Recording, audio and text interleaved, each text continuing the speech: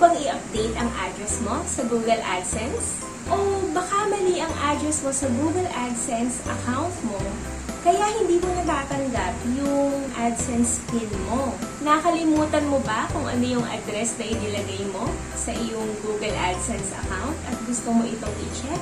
Or gusto mo itong palitan para masigurado mo na tama yung naka-record na address sa iyong Google AdSense account? Kung yan ang mga bagay na pinoproblema mo, nasa tamang channel ka dahil yan ang pag-uusapan natin sa video na to. Kaya ituloy-tuloy mo lang ang iyong panonood at tapusin ang video na to hanggang dulo.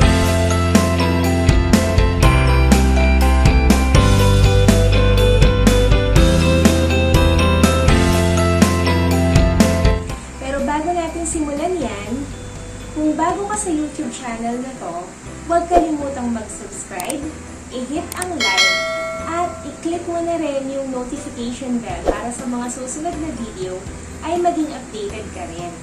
Ako nga pala si Vanessa, isa sa mga authorized dealer ng HealthWealth International Corporation at kami ay nag-o-offer ng napakasikat na product na HealthWealth Green Barley. You can order this from my Shopee account or Lazada account. Ilalagay ko yung link sa description below. Or pwede ka rin makipag-usap sa akin para maka-order ka directly. Message mo lang ako either sa Facebook ko or mag-comment ka dito sa channel na to.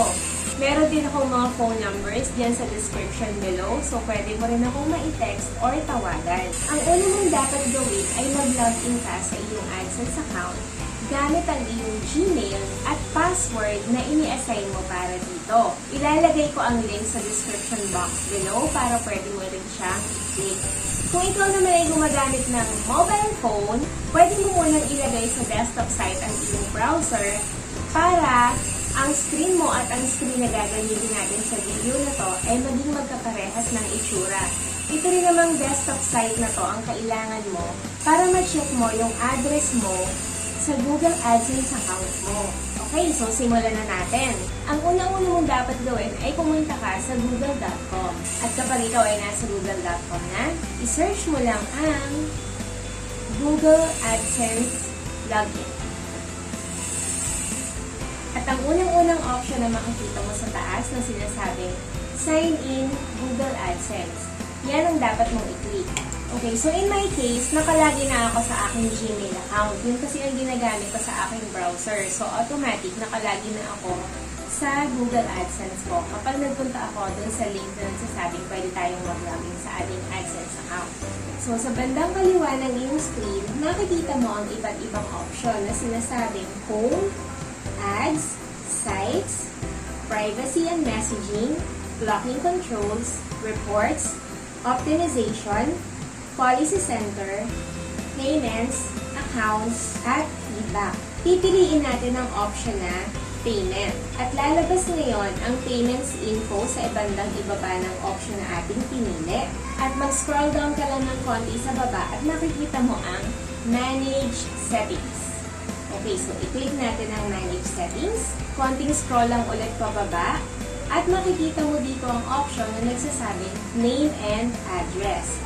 So, meron niyang pencil icon na pwede mong i-click kapag gusto mong i-update or palitan ang iyong address at phone number na naka-record sa iyong AdSense account. Kung tama naman ito, secured ka na at alam mong marireceive mo ang iyong AdSense PIN sa tamang address. So, hayaan na lang natin na ganyan kung tama naman ito. Pagkatapos mong palitan ang mga details na kailangan mong i-update, meron ditong lalabas na Save. So, i-click mo lang yon. Kung napalitan mo na ang iyong name, address, at phone number sa iyong AdSense account, meron kang makikita na cancel or save sa bandang ibaba. So, i-click mo lang yung save upang ma-make sure na i-save mo lahat at na-i-update mo ang iyong record sa iyong Google AdSense account. Okay, so ganyan lang kadali ang dapat natin gawin para ma-i-update natin ang ating registered address sa Google. I-summarize lang natin ng konti yung ating ginawa para mas mabilis ninyong matandaan. Ang unang-una mong dapat gawin ay, number 1, i-search sa google.com ang Google AdSense Login para makita mo kung saan link ka dapat pumunta para makapag-sign in ka sa iyong AdSense account. So, gagamitin mo doon yung email address, password na ini-assign mo sa iyong Google AdSense account. So, number 2, mag-login ka sa iyong account. Number 3, hanapin ang option sa bandang kaliwa na nagsasabing Payments.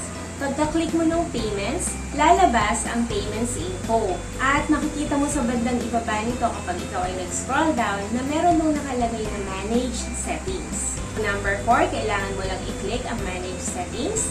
Number 5, hanapin sa bandang ibaba ang name and address para mai-update mo ang iyong mga importanteng detalye. Meron dong pencil icon na pwede mong i-click kung i-update mo ba or papalitan mo ang mga detalye sa iyong pangalan, address at phone number sa iyong Google AdSense.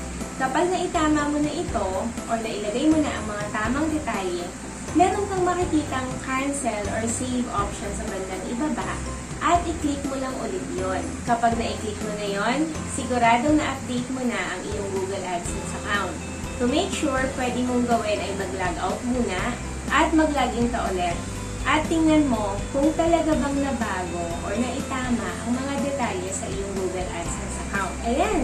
Alam ko marami kang natutunan sa maiksing video natin na to. Kaya kung hindi ka pa nakaka-subscribe, please make sure na i-hit mo yung subscribe button at i-like mo ang video na to. At ganun din, meron diyang notification bell na makikita mo. So, i-select mo lang yung all para lahat ng video sa mga susunod nating topics ay ma-notify ka rin. Marami pa tayong aaralin ng mga bagay-bagay tungkol sa kung paano ba maging successful na YouTuber at kung paano rin ba nakakatulong sa atin ang HealthWealth Green Barley na product na ino-offer ko. Kaya, see you sa ating next video. Bye!